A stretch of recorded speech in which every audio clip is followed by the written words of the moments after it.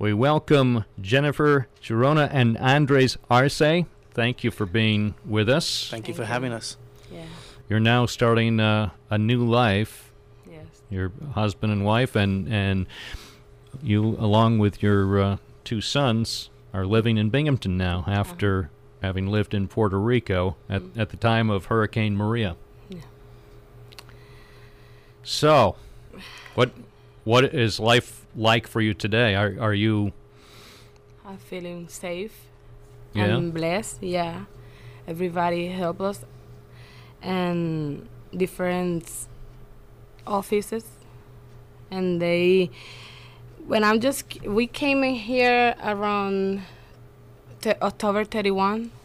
October 31st on Halloween. Yeah, and we arrived in GF Kennedy, and so we came here on November 1st. So I'm really depressed because I live a nightmare in Puerto Rico, so it's very difficult. So in here, we came and we explained to the different offices, and they help us a lot. First, we go to the hotel around 5 days. Yeah. So you stayed in a hotel for a while, and then I know ultimately, a short time later, you wound up finding a place to stay in Binghamton. We're going to talk a little bit more about that in just a moment. I'd like to go back to what your life was like before Hurricane Maria in Puerto Rico. Tell me about the town where you lived in not far from the north coast of Puerto Rico. Tell me about that town and what life was like for you and your two sons. We had a good life. We both worked, great jobs. Kids, going to school, good students. Your sons, you have a 12-year-old. What's his name? I have a 12-year-old. His name is Carleni Crespo. And then I have a 17-year-old, which his name is Jofel Martinez.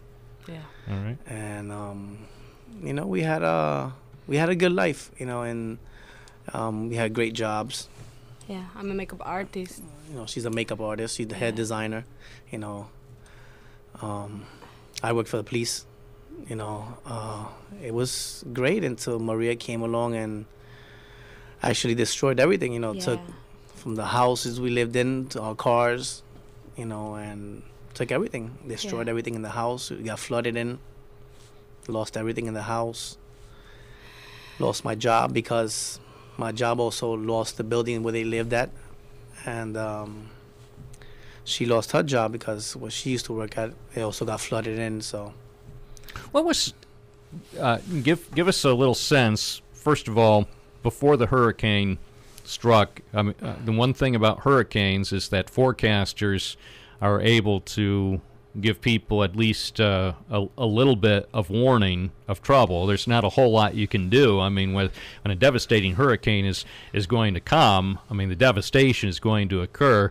But what was it like for the days leading up to Hurricane Maria and the devastation that happened? What were people thinking? What were people in your community trying to do in preparation for what was clearly going to be a horrible, horrible situation? Puerto Rico don't have the good system to receive that kind of hurricane. I think that because we prepare, but nobody thinks Maria is that strong hurricane. Yeah, it was going to be that strong. No. We don't think that because we have a different hurricanes in the history. I think the most bigger that I remember is Hurricane Hugo. It's very normal in Puerto Rico have a hurricane or tropical storm, but Maria is bigger because we have first Irma. So right now in Puerto Rico, they have people. They don't have light since Irma.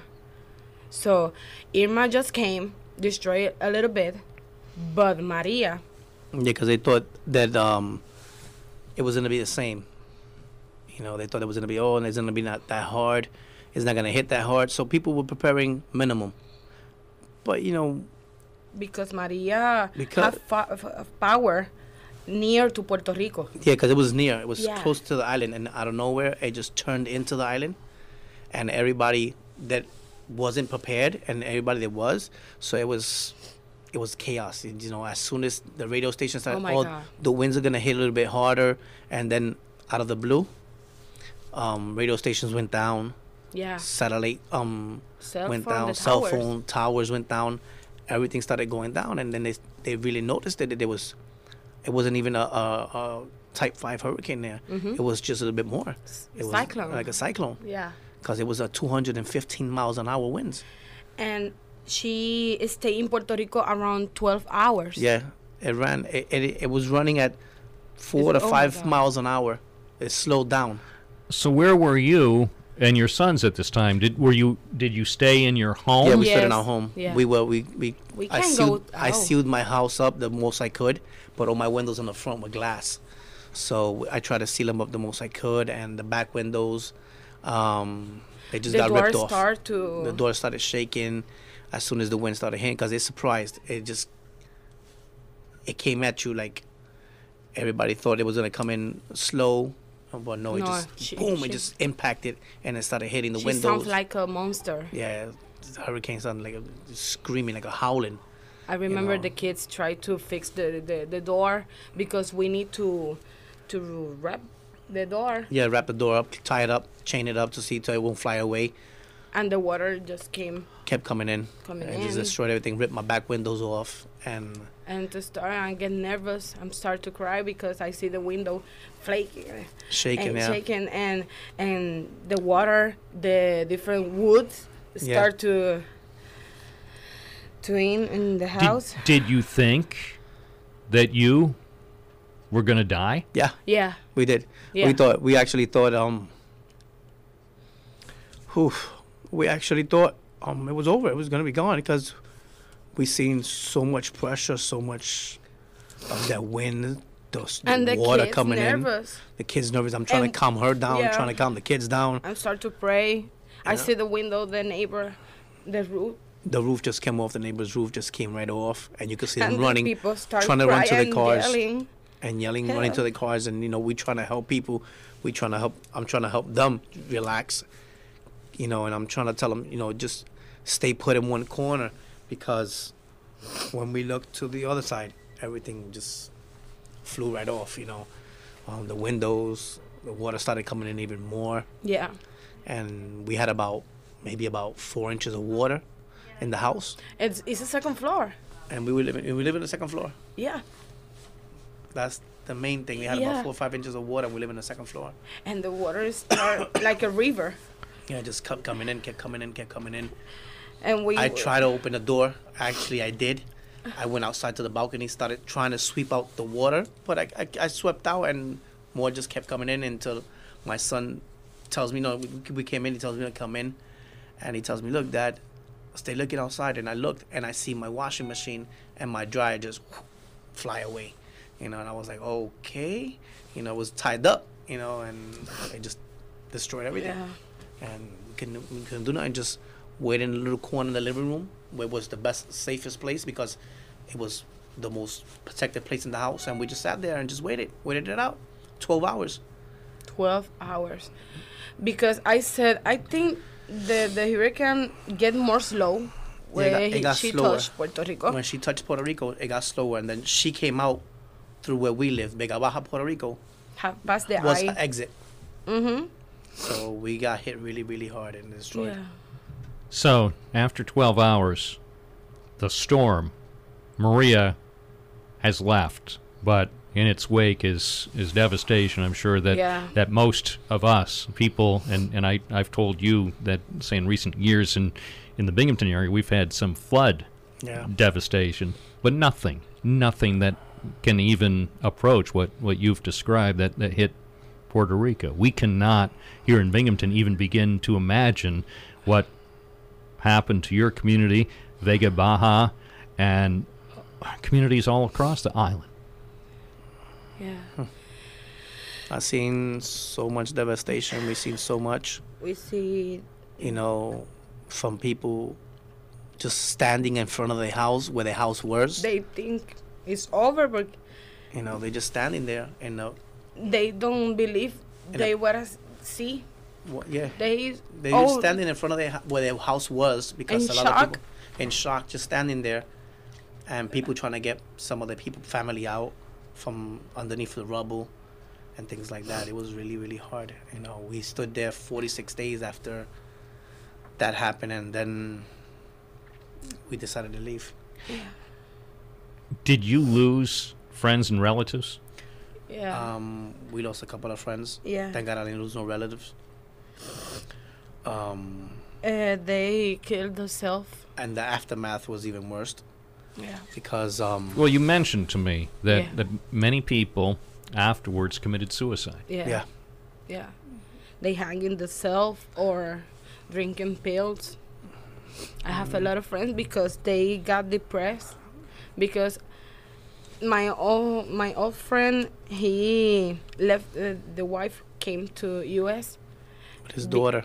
And he tried to get a job in Puerto Rico to try to support. Start over, to try to support his wife, because he sent his daughter and his wife over here. And he can't, and he do that. And the brother, the brother, found him hanging. So it's sad. I see many people depressed. I think I when I was in Puerto Rico, I get depressed because I cry every day. I see every day, and I'm always thinking how we survive, how we can get some food, because we have money, but you can't buy anything because in the supermarket they don't have food, and everybody start fighting because there's no water, and the supermarket put limits to buy water, and we came around the 8 a.m. and the water is gone. Yeah. And one of the things that we've been trying to assess from here, from places like Binghamton and elsewhere here in the States, is what exactly the federal government has done to help our fellow citizens in Puerto Rico, because many of us have had the sense that the people who experienced devastation by hurricanes in places like Florida and Louisiana and Texas, that they received a different level of assistance from the U.S. government than our fellow citizens in Puerto Rico. What's your sense of how the federal government responded following the incredible devastation to your home community and across Puerto Rico? Well, I think, honestly, the help was really minimal. For the simple fact is, Texas, Florida, they were up and running, in about 2 weeks? It's been 130 days, and there's only, I think, 45% of the island has light. My mother still don't have water or light. Her mother either. No water, no light. It's been 130 days, and I think they could have done a way better job, because if they did a great job in Texas and Florida and Louisiana, I think they could have done a better job in Puerto Rico, which Puerto Ricans are part of the U.S., they are citizens, and they could have helped a little bit better. Do the people of Puerto Rico feel like second-class citizens now? Yeah, they really do. They really, really do. They were even talking about they won't mind having Spain pay their debt and become Spaniard. Yeah. That's how hard it's getting. Well, a lot of people commented, or at least some people commented after the hurricane that and what in my view took gratuitous shots at at Puerto Rico's economic condition before the hurricane. I mean, things were not great in terms of. It was not good. No. You have to have a job for years, a steady job for years, so you can have some sort of, of happiness in the island before this. And when this hit, now it's even worse. There's the murder rate and the crime is like tripled, so you got people killing each other for generators. A couple of days ago, we checked out the news. These two older guys with the two younger guys, they went into this house and they broke in to steal a generator, and the guy shot him, killed him. I read that story. I read that story this morning as I was preparing for our conversation today. Yeah. In your town. And in my town, it was actually 5 houses down from where I used to live. Yes. And the water right now is contaminating, and the government says it's like 100 die, but that's not true. Yes. Around 1,000 people die with different manners. I think the water is real contaminating right now. We try to get some water in Puerto Rico and we try to buy bottle of waters, and that's the only water we can drink. So if we don't have water to take a shower, we wait for the rain to take a shower. Yeah. And we had to go back in time. Yeah. So you had to take a shower out in the rain. Yeah. Wash in your balcony. Wash your clothes outside with the rain. Yeah. Because you didn't have no other choice. Because the contamination is so strong now. You can see in the bottle. You see all the dirty. The contamination in the bottle. You can see the bottled water. Yeah. How did you wind up in Binghamton? Well, my brother lives in New York, and my little brother lives up here in Binghamton. And I was like 46 days without communicating with none of them until I finally found a way I could communicate. So I had to climb on top of a bridge just to make a phone call, maybe about 100 and something feet. I had to climb up and just to make one phone call. A lot of people was waiting online just to climb up that, so you can make phone calls in the highways. And when I did climb on top of the bridge, I finally got in contact with my brother. And my brother told me, listen, I'm going to get you out of there. And thank God he did. He got me out, and we're here. And you're now living in an apartment complex that's operated by the Binghamton Housing Authority, you and your sons? Yes. Yeah. We are, and I really thank God, for a lot of people, because we are blessed. A lot of people has helped us here. Kelly from the housing, Kim from housing, Olga, she was also from the housing authority. Chastity from the Richmond, the Richmond outreach program. Chastity, she was there. She helped us out a lot too. And Mrs. Cooper. Yeah, Mrs. Cooper. She's from CDSS. And I know that you've been volunteering at the American Civic Association. Yes, I am a volunteer and there. And I take an English class.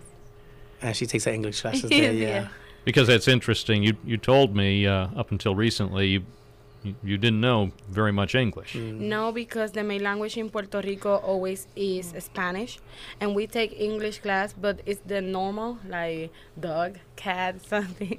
And when I get here, I think I know a little bit English, but I'm blocked because I have a lot depressed and nervous because I leave everything, my family.